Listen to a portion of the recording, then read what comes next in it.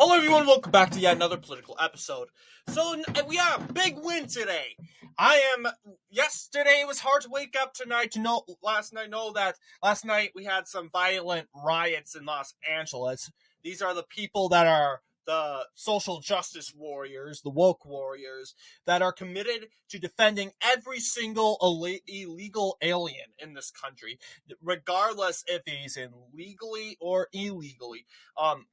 Obviously, legal aliens are okay, but to them, an alien is an alien, and we should defend every alien, despite that alien being maybe a rapist or a killer. So ultimately, it was kind of rough night in Los Angeles, and I'm praying that we got to continue to do our job, right? We got to continue the mass deportations, and I'm hoping that the media, it's mainly the media guys, they'll stop their propaganda runs and try to make this a political issue. Because really, these mass deportations is for everyone, honestly. It's for everyone, even people of color. Actually, it's people of color that supported it the most. So, honestly, it's just ironic. These are just the Harris, ultra far-left Harris supporters that are going to be against Trump regardless. But let's take a look at a major victory today, and that is regards to the Mexico-United States trade war, which of course, began when Trump was in office. So apparently, Trump and Mexico has agreed to pause the tariffs. There's a catch, though. Mexico has to allow 10,000 U.S. troops to the border in exchange for tariff pause. I want to learn more about this from this Fox News article and see what they have there. So Mexico has agreed to deploy 10,000 troops to the U.S.-Mexico border in exchange for a 1 month delay on President Trump's threatened tariffs. Mexican President Claudia Sheinbaum said Monday. So Sheinbaum made the announcement on social media Monday morning, roughly 12 hours before the tariffs were set to take effect. Trump and Sheinbaum spoke on Monday and will step up efforts to block the flow of firearms into Mexico. Sheinbaum also said, she also said officials with the U.S. and Mexico are beginning talks on wider trade and security issues. So here, the left wants to make it sound like that relations with Mexico are falling apart. I can guarantee you, if you go on, let's see, United States relations with Mexico and United States. Wikipedia is already writing a propaganda article on how Trump is destroying the relations. The truth is, Mexico and the United States has never really had a good relationship ever between their two countries' existence. As you can see, the countries fell into a conflict over Texas. As you know, the Texas rebellion resulted in Texas seceding from Mexico thanks to the help of the United States and negotiations there. A couple years later, Texas joins the United States, and the United States bargains Mexico for the disputed territories of Texas, which were technically a part of Mexico, but so they're saying, hey, we will pay for these disputed territories. Mexico declined, which resulted to the United States invading, starting the Mexican-American War in the 1840s. That war resulted to an American victory, a huge defeat for Mexico. They lost all their original North, which include California, Utah, Arizona, New Mexico. I hate listing all these states. Colorado, like I said, Nevada, California, Arizona, New Mexico, Utah there's Utah also, parts of Colorado, Wyoming. Let me know if I missed something, but obviously, that really made relations really bad. But relations got better when the United States intervened under Mexico's behalf after the American Civil War and kicked the French out because the French were violating the Monroe Doctrine, which Donald Trump is rightfully trying to reinforce because a lot of countries under the Biden administration are hounding their way into the Americas. And that was what the Monroe Doctrine was mostly about, if you guys know history. It was mainly about keeping foreign powers, mainly European powers, out of the Americas. And it's America's first foreign policy platform. But ultimately, with the rise and the fall of France and North America. The relations got a little bit better. Then by the 1910s, a border war breaks out. The Mexican Revolution breaks out. New regimes, new governments resulted to Mexico and the United States clashing along the border. And then after the Mexican Revolution, a radical left-wing government takes over in Mexico. It's more socialist-alike. It was very friendly with the USSR. I want to believe they are same ideologically. And then afterward, after World War II, it's kind of interesting, but Mexico goes more right wing.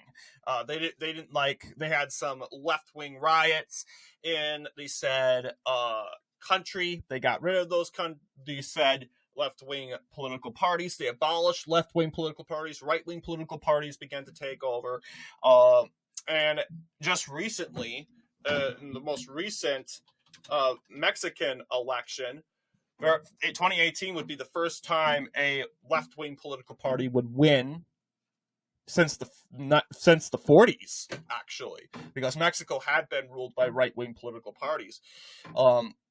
But even then, Mexico had to clash with the Mexican drug war, and the United States and Mexico to this day still have problems economic and trade-wise. So when the left says, "Oh, Trump, you're ruining the friendly relationship with Mexico and the United States," and here's the thing, guys: Mexico's technically, on paper, not our ally. They are not our ally. Period. Okay? We are negotiable in the United States, Mexico-United States relations. We can actually go over that. But yes, we never really got along with each other. Ever. I mean, our relationship has never been a peak high or peak low. Even when we literally saved Mexico's life before France went and conquered them in the 1860s, they still weren't really sure about us. This is the border. What the heck? Mexico, United States, border wall, relations. All right, so Mexico and the United States have a complex history, like I said, with war in the 1840s and the subsequent American acquisition of more than 50% of former Mexican territory, including Texas, Arizona, California, and New Mexico. Pressure from Washington forced the French invaders out in the 1860s. The Mexican Revolution of the 1910s saw many refugees flee north and limited American invasions. Other tensions resulted from seizure of American mining and oil interests. The two nations shared a maritime and land border. Several treaties have been concluded between the two nations bilaterally, such as the Gadsden Purchase, and multilaterally, such as the 2019 United States-Mexico or Canada Agreement, replacing the 1994 NAFTA. Both are members of various international organizations, including the Organization of Organization of American States and the United Nations. So, yes, they have somewhat of, we're a part of alliances. That doesn't mean we are friendly, okay? Now, Canada, we're more friendly with. Not Mexico. Mexico was seen as a chihuahua in our backyard. That's pretty much the barking chihuahua in the backyard, and we're really annoyed with it. So, honestly, there is no, Trump is destroying relations with Mexico. Well, that's what we were kind of saying when Biden was forcing Ukraine into a war with Putin. You're destroying relations between Russia. Not just Russia and Ukraine, but Russia and the United States. So, I want to see what Fox News has to say. Did you know that Apple Chrysler Dodge Jeep Ram offers professional detailing services? I did not. Okay, let's move on. We begin with this Fox News alert. President Trump has the world's attention now. He came through on a campaign promise, hitting Canada, Mexico, and China with tariffs to protect Americans from the flow of illegal immigrants and fentanyl in this country. Mm-hmm. And we can now report Mexico and Canada are leaning into Trump's art of the deal. The president of Mexico, Claudia Sheinbaum, spoke to Trump and is saying she will send 10,000 Mexican military to their side of the southern border. That's meant to assist with the border crisis left behind by the Biden-Harris administration. Trump says they agreed to pause any tariffs for 30 days. So America, I believe, will America send 10,000 soldiers? I don't think it's... Okay, yes, Mexico will deploy. So they aren't agreeing for us to deploy 10,000 soldiers. They are deploying the soldiers. So they're going to help secure the border. Because I'm not sure everyone really understands what's going on the border right now. Just because Trump's good doesn't mean everything's fine. No.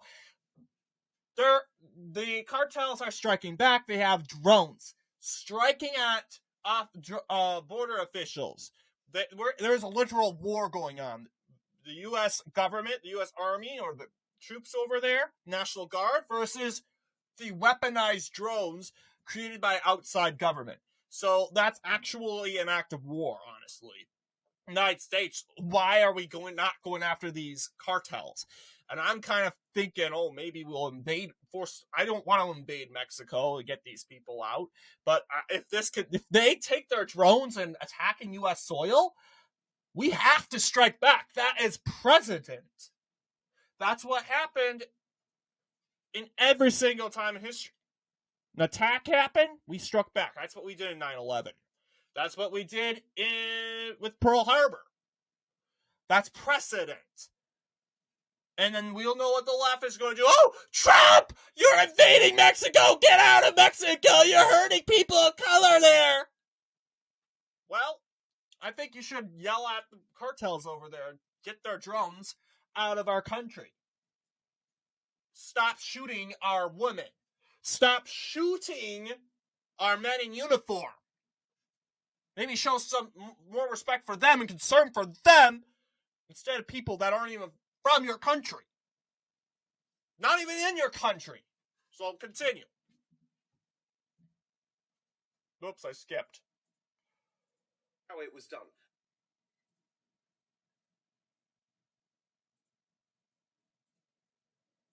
Border. That's meant to assist with the border crisis left behind by the Biden-Harris administration. Trump says they agreed to pause any tariffs for 30 days.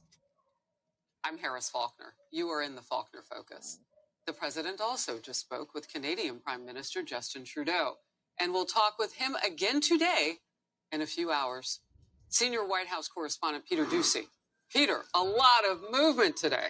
Just in the last few minutes, Harris, we found out how much it costs to get rid of a 25% tariff for a month. The cost is 10,000 Mexican troops, and President Trump himself just went live confirming this. He's saying, I just spoke with President Claudia Sheinbaum of Mexico. It was a very friendly conversation wherein she agreed to immediately supply 10,000 Mexican soldiers on the border separating Mexico and the United States. These soldiers will be specifically designated to stop the flow of fentanyl and illegal migrants into our country. We further agreed to immediately pause the anticipated tariff for 1 month, during which we will have negotiations headed by Secretary of State Marco Rubio, Treasury Secretary Scott Bessent, and Secretary of Commerce Howard Lutnick, and high-level representatives from Mexico. I look forward to participating in those negotiations with President Sheinbaum as we attempt to achieve a deal between our two countries. And the president deployed some of his economic advisors to the shows this morning to explain that this wasn't about punishing consumers, it was about something else. President Trump was absolutely 100% clear that this is not a trade war, this is a drug war. There are perhaps 100,000 people last year that died of fentanyl. The fentanyl is coming in across the Mexican and Canadian borders. 80, 90, 95% of Mexicans want the drug war to end, and the same is true in Canada. The only event on President Trump's schedule later today is an event at 3 p.m. celebrating the Stanley Cup win of the Florida Panthers. That's right around the time that we understand he's also supposed to talk to Prime Minister Trudeau. We will see if Trudeau is able to head off the tariffs there for a month, something that we have not heard about yet. Is he also going to talk to China's President Xi, who he is threatening with 10% tariffs as well? Harris? All right, Peter, thank you so very much. There will be, as Peter's pointing out, if something doesn't get worked out with Canada's Prime Minister Trudeau and President Trump, there will be a 10% tariff on Canadian energy imports and a 25% tariff on all other Canadian imports. And there would have been on all Mexican imports at midnight. As you know, Mexico just moments ago said 30 days, give us 30 days to work this out. I'm paraphrasing, but that's effectively what's happening. There will also be an additional 10% tariff on Chinese imports. And you just heard Peter ask, so are they going to come to the table? Well, we'll see. The day is young, and there's a lot of talking going on. Steve Hilton, Fox News contributor. Steve, people are moving, and I think you have a pretty clear-eyed idea of why.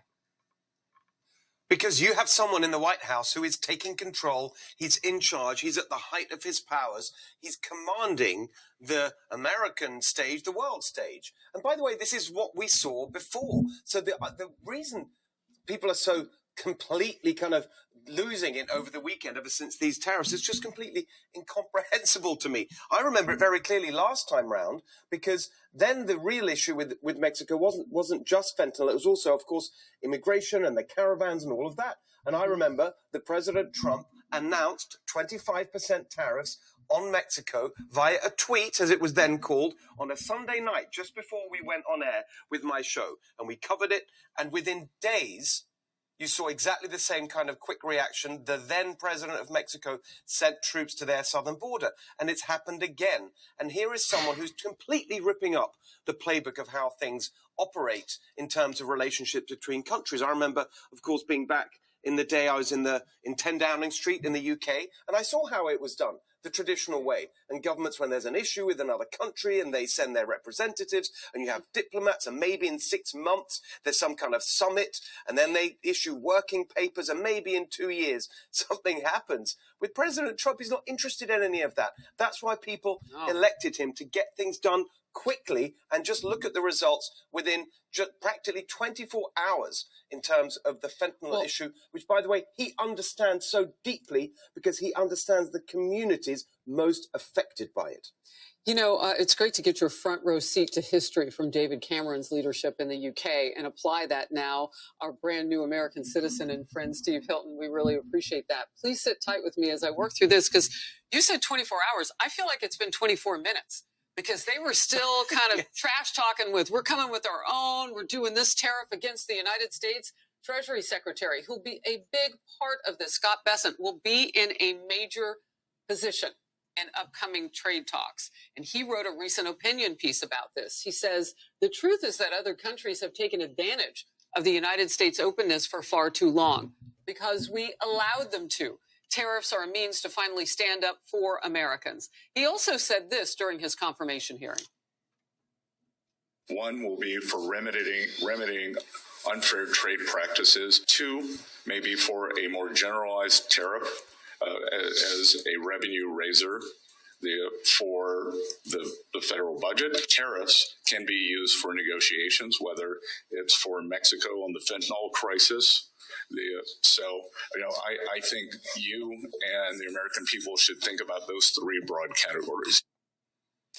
Wow. I tell you, the ball is moving. Now, tell me what you forecast with China, if you have any thoughts on that.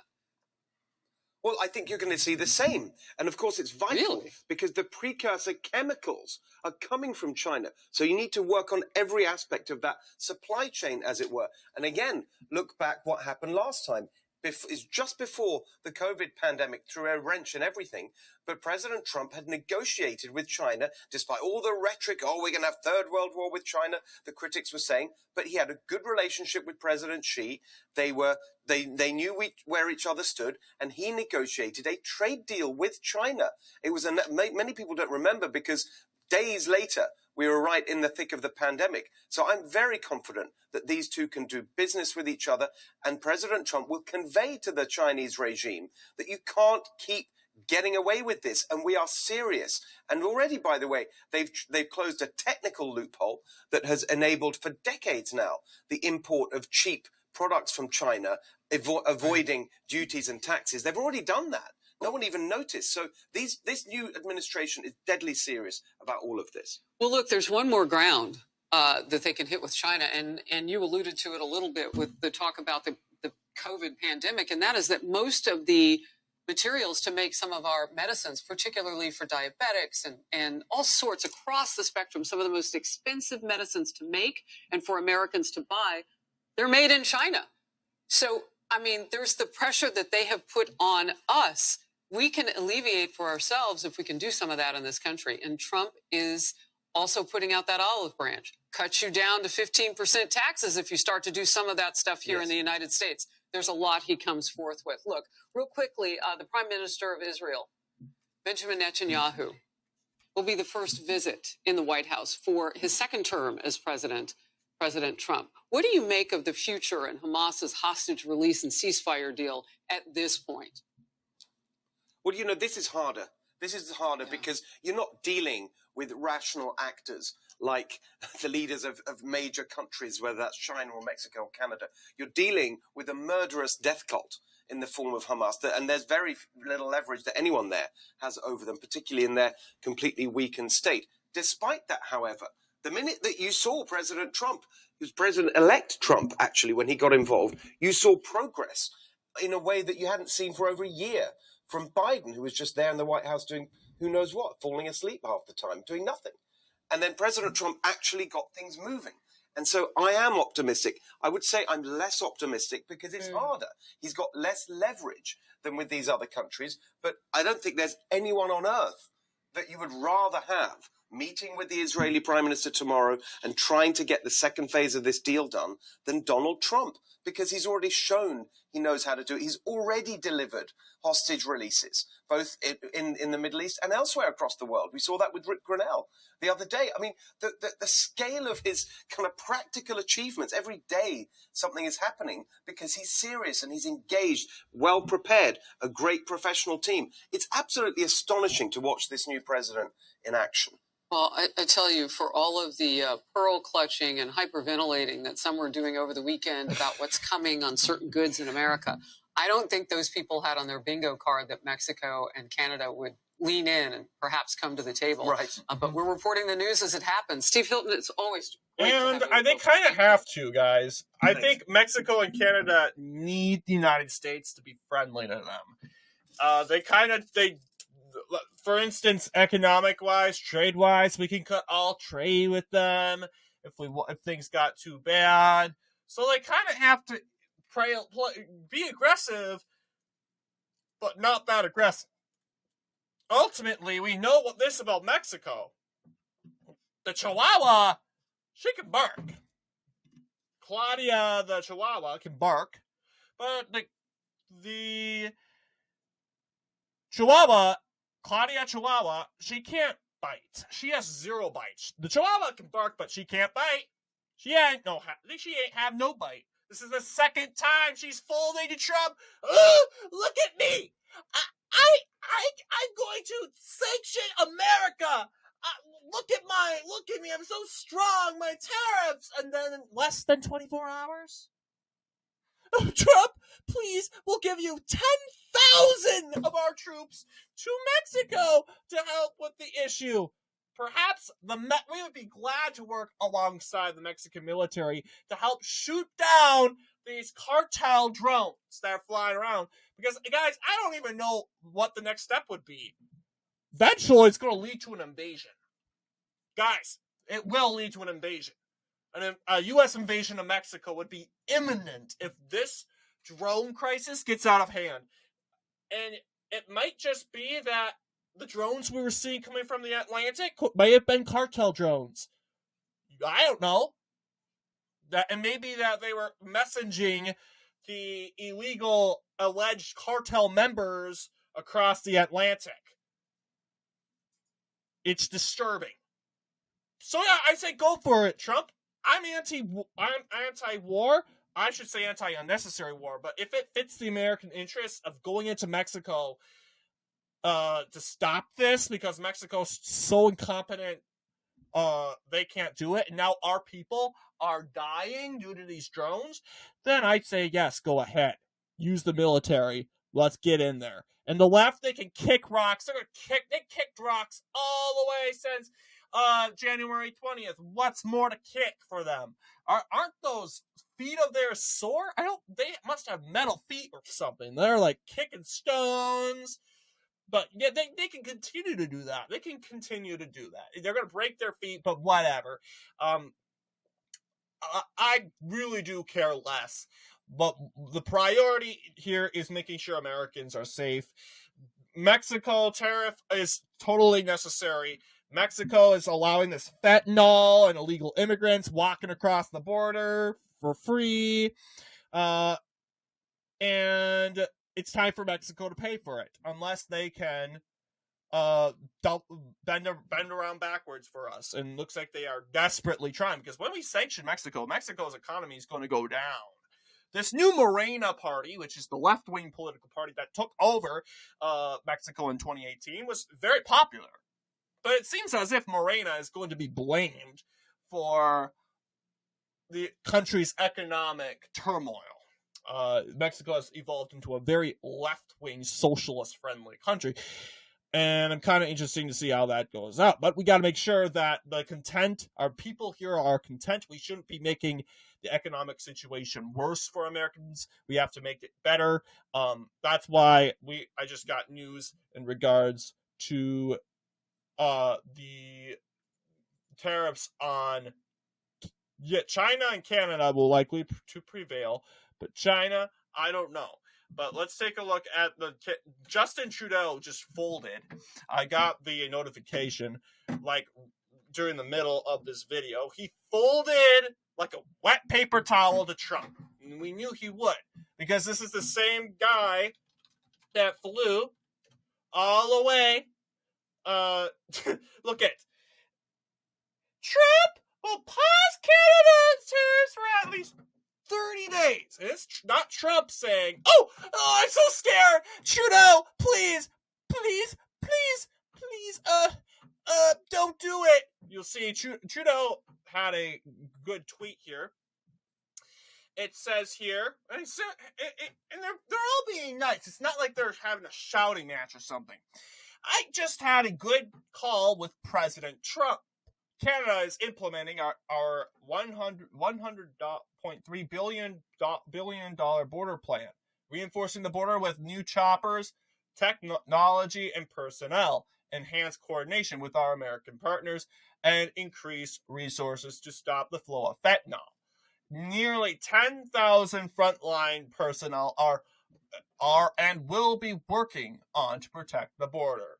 In addition, Canada is making new commitments to appoint a fentanyl czar, and we will list cartels as terrorists, ensure 24/7 eyes on the border, launch a Canada-U.S. joint strike force to combat organized crime, fentanyl, and money laundering. I have also signed a new intelligence directive on organized crime, fentanyl, and we will be backing it with $200 million.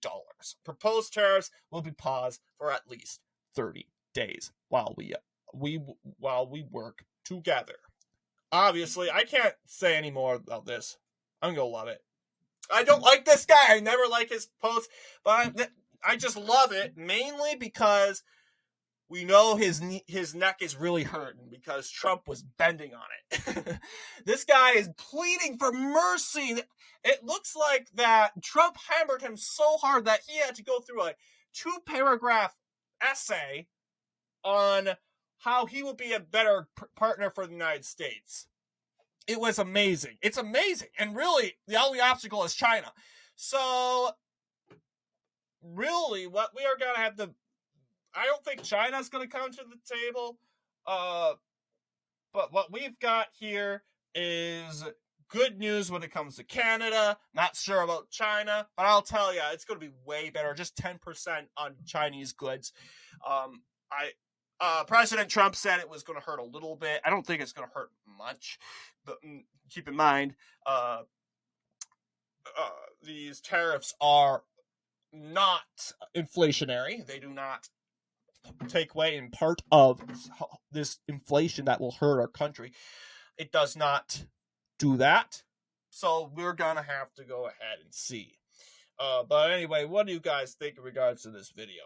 let me know down below. And as always, I'll see you all in the next political episode.